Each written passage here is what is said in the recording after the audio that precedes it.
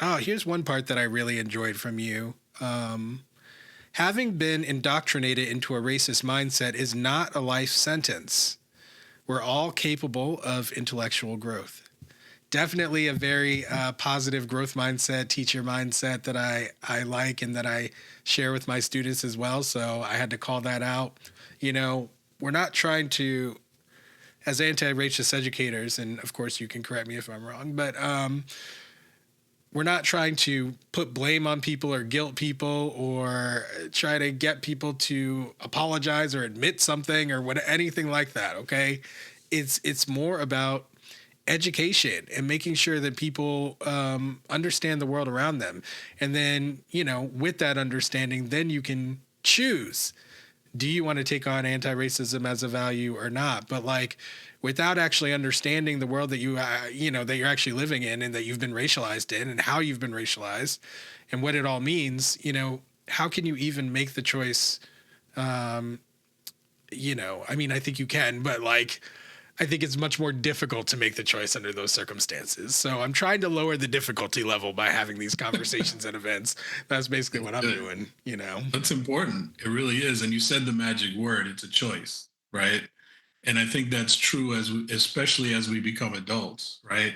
I can't tell you how many people I've worked with as an advisor that will immediately go to when they were 12 or 10. And I'm like, that's great. But for the last 40 years, you've had a choice about what you've read, what you've learned, who you spend time with, what neighborhoods you live in, et cetera, et cetera, et cetera.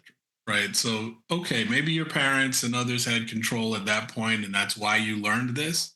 But you've had decades, right, to then unlearn some things and to learn better. And we know that that's true. We all continue to learn in one way or another.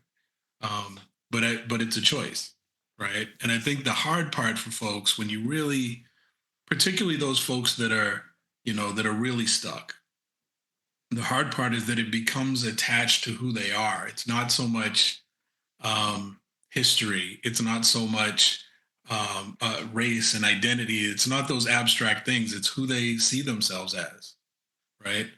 And for many people, it becomes valuable to them. Their whiteness becomes valuable. Their it's part of who they see themselves as, right? And that's why I mentioned John Brown earlier. Like, I think it's important that I'm not saying that we don't teach about white folks or that teach that white people are all bad. That's ridiculous. But there are plenty of people that were white that we can look up to and that we can say, you know what, these folks were trying to make the world a better place and addressing these evils that have existed. And that it wasn't a time when people weren't aware that this was a bad thing, right? When we talk about genocide and colonialism and slavery and all of these things, it wasn't that nobody recognized, gee, that's a bad thing to do to other people. There were a lot of folks that laid their lives on the line to fight against that and to do better. And so it's not about that. It's about who we choose to. We talk about heroification in education, right? Who we chose to heroify and who we chose to do that. But I really think that it's about making the choice to learn, even if it's uncomfortable. Yeah. I mean, learning often is uncomfortable, right? And so it's, I think when you become a seasoned teacher, one thing that the students will appreciate is that you're able to navigate those choppy waters, and so you can smooth it out for people. It's like that. I don't know if you've seen that video where the doctor's like booping the baby with the needle with the cap on, and then injects the baby, and the baby doesn't even know if they were injected. Like so. Yeah. Kind of like that. But yeah, education's where it's at for sure. It's an important battleground for anti-racism, and it always will be, always has been. And It's not the only one, but I feel like it's a critical one. Yeah, really me too. I think our perspectives on it are pretty much aligned. Okay, well, why don't we just go there now? So, sure. All right. Given the facts, the legislation against DEI, the legislation against particular types of curricula and instruction, the banning of books and curricula, All right. So that's a scenario in, maybe like 40% of the country or something, I think is the last time that I thought about it. Maybe it's closer to 50 now. I don't know. Yeah. But do you still see public education as a viable means of advancing anti-racist education in the nation?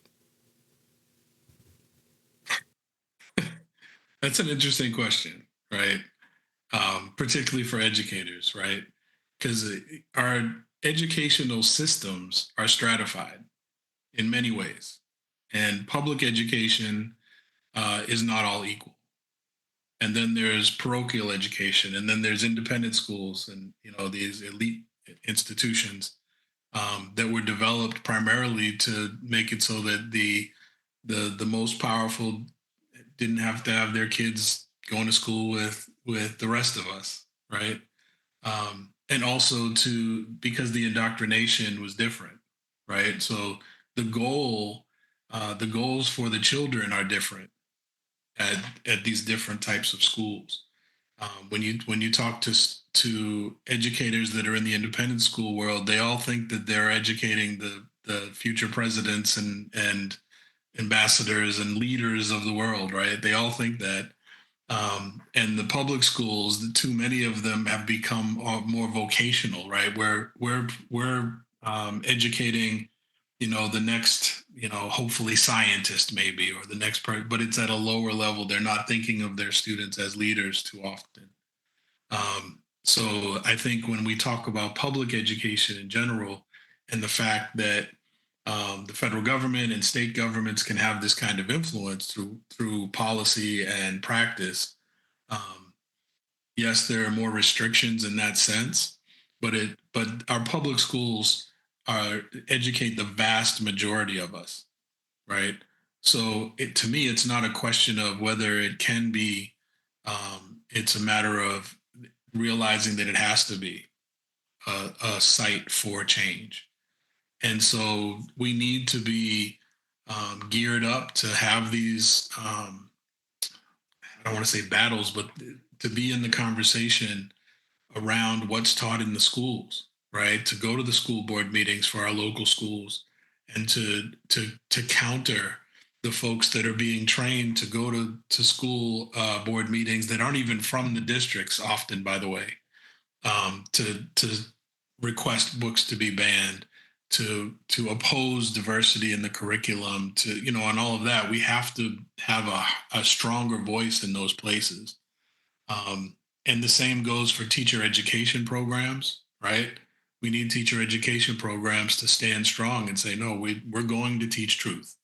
We are going to provide multiple perspectives. We're going to teach critical thinking. We are going to teach in an anti-racist manner um, if we're going to see the change, right?